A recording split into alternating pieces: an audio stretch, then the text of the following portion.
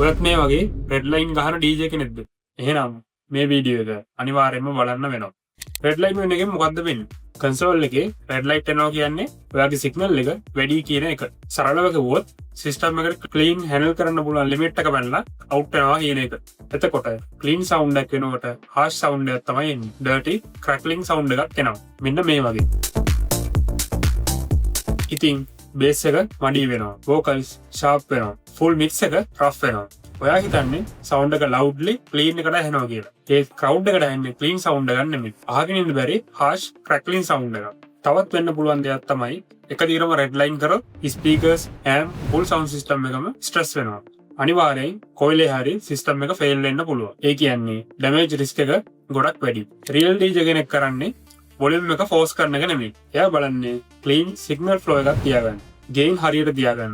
EQ over boost කරන්න නැතුව තියාගන්න. මාස්ටර් අවුට්පුට් රෙඩ් එකට පුෂ් කරන්නේ නැතුව හෙඩ් රූම් හරියට තියාගන්න. හරියටම අපි කොහොමද අපේ සේෆ් සෝන් එක දැනගන්නේ? මෙහෙමයි.